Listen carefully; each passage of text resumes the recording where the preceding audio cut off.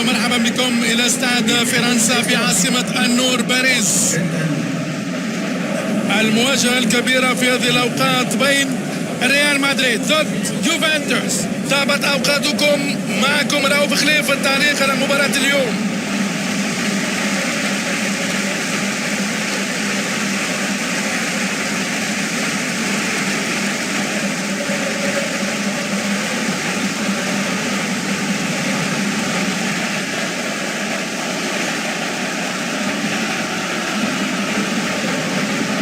وتشكيل مباراة اليوم: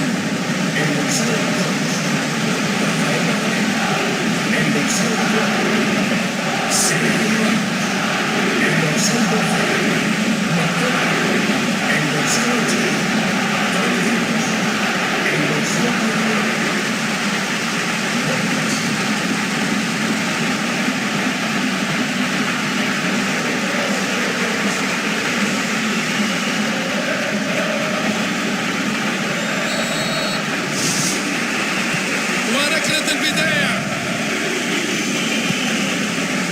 مارتشيلو،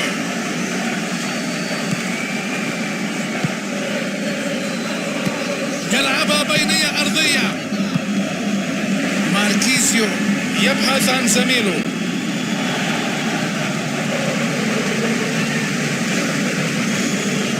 دانيال كارفاخال يلعب تمريرة مرفوعة.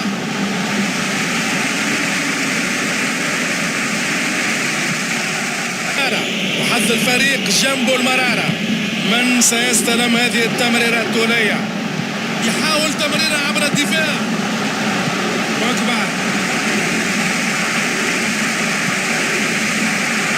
مباراة بيضاء في النتيجة والفرص. يريد الاستفادة من زميله في جانب الملعب.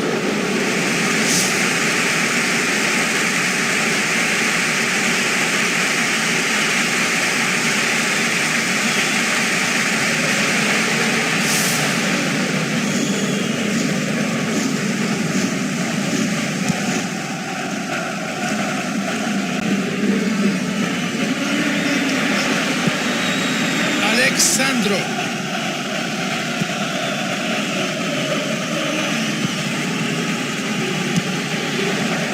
يلعب الكرة إلى المنطقة الأمامية. مارتشيلو، إيسكو، والآن الكرة ملعوبة للأمام. تمشي الكرة على الأطراف. كريستيانو رونالدو، كرة أرضية إلى المنطقة، وأنقذ الفريق من خطر محقق. يحاول لعب كرة بينية غدارة.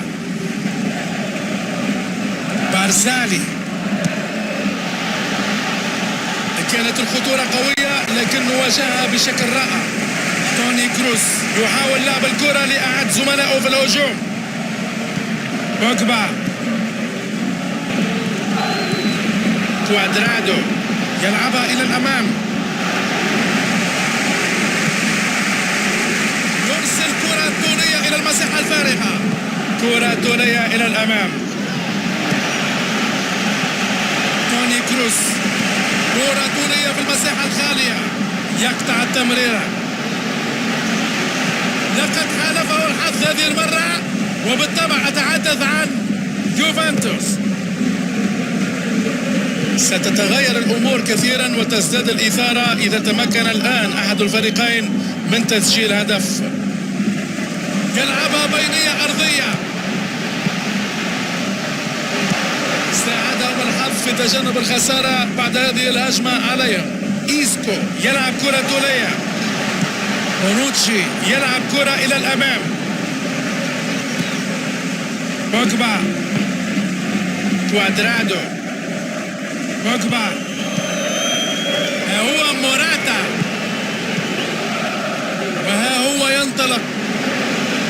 مارتشيلو يلعبها طولية، والحكم سيد القرار. قصة المتعلقة بصناعة اللعب. إن لم يتلقى أي منهما أهدافا إلى حد الآن، ولا تزال النتيجة 0-0.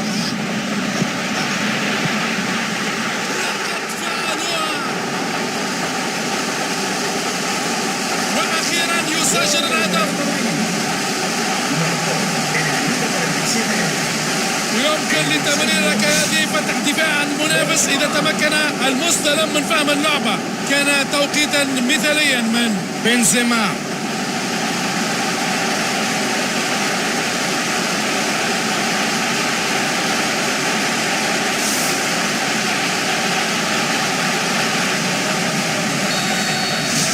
نتابع المباراة والنتيجة الآن 1-0. يلعب كرة إلى اليسار. بوجبا. أليكساندرو يلعب كرة بينية. فرصة خطيرة. موراتا تصدي ممتاز للكرة. نجح أخيرا خط الدفاع بإنقاذ الكرة من خط الهجوم الذي كان في غاية البراعة. إنقاذ ممتاز.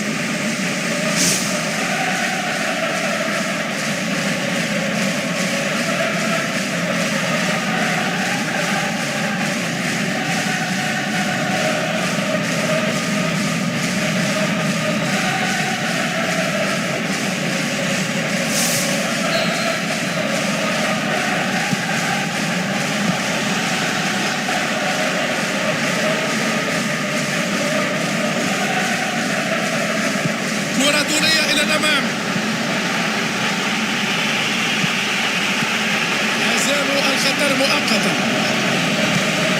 بداية رائعة في الشوط الثاني من المباراة بتحقيق التقدم في بداية اللحظات. ورقة صفراء من حكم المباراة، وإذا اصفرت احمرت.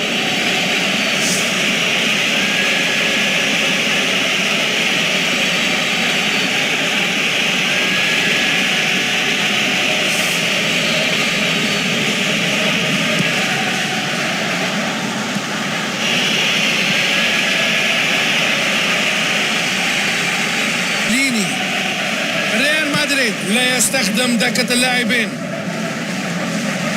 إيسكو يستلم الكرة على الرواق. التوزيعة مش معقولة ولا مقبولة. موراتا. إيسكو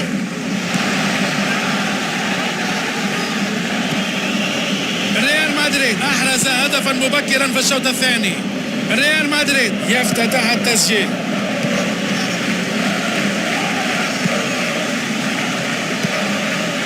ماركيزيو. الكرة للأمام. دانيال كارفاخال. هو موراتا. كانت لتصبح هدفا لو كانت اللمسة الأخيرة جيدة. إيسكو. بوجبا يحاول تمريرها عبر الدفاع، واندفاع كبير، والكرة للمنطقة الأمامية.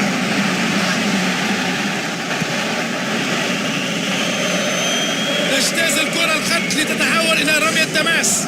سيتم إجراء تبديل الآن حسب ما أرى بجوار خط التماس.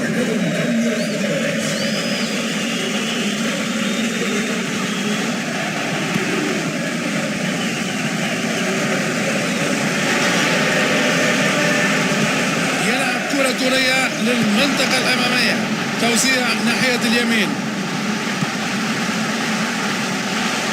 كرة طويلة جدا، ينطلق نحو الخط الأمامي،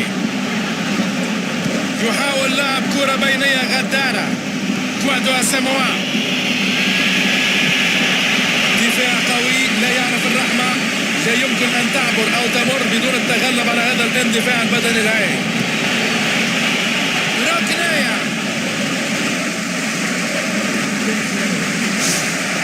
وكلت مهمة الضربة الركنية إلى توني كروس.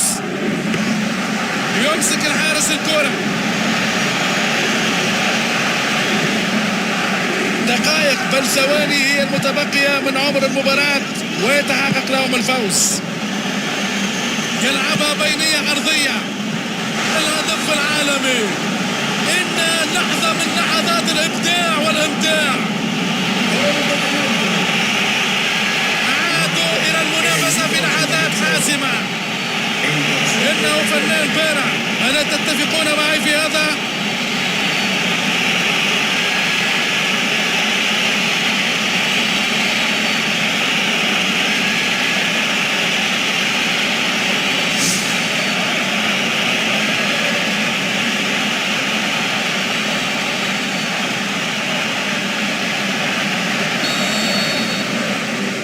تساوى الفريقان مرة ثانية في الدقائق الأخيرة.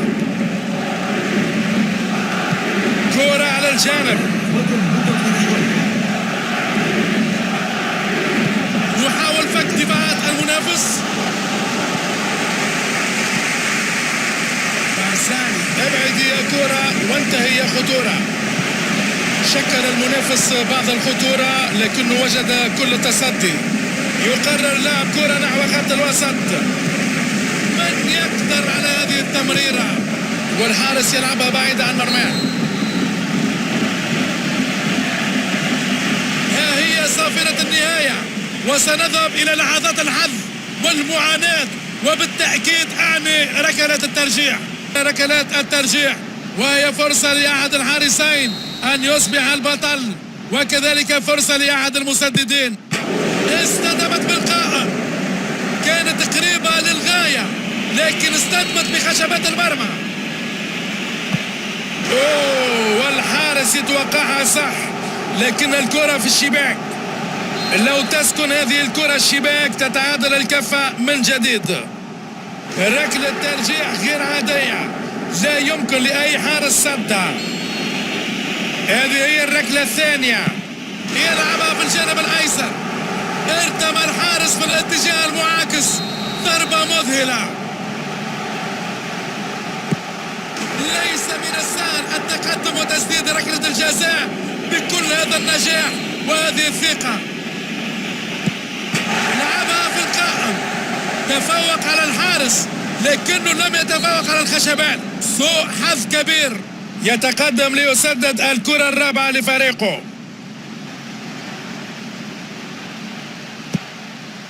توقع صحيح من الحارس لكن كان بالامكان افضل مما كان.